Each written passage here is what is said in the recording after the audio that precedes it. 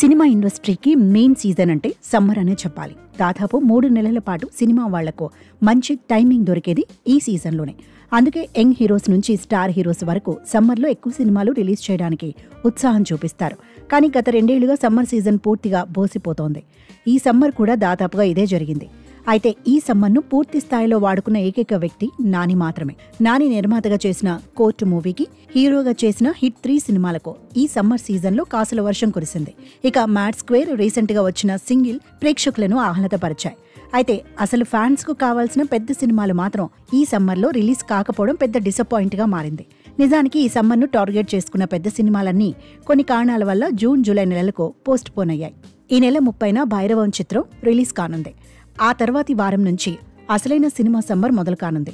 దాదాపు 38 ఏళ్ల తర్వాత మణిరత్నం, కమల్ హాసన్ కాంబినేషన్లో వస్తున్న క్రేజీ చిత్రం థగ్ లైఫ్. ఈ చిత్రాన్ని జూన్ 5న పాన్ ఇండియా వైడ్ గా రిలీజ్ చేయడానికి సన్నాహాలు చేస్తున్నారు. ఇక రీసెంట్ గా రిలీజ్ అయిన ఈ చిత్ర ట్రైలర్ చూస్తుంటే 38 ఏళ్ల క్రితం రిలీజ్ అయిన నాయగన్ సినిమా గుర్తుకొస్తుంది. అయితే థగ్ లైఫ్ నాయగన్ చిత్రానికి సీక్వెల్ అనే టాక్ కోలీవుడ్ లో బలంగా వినిపిస్తోంది.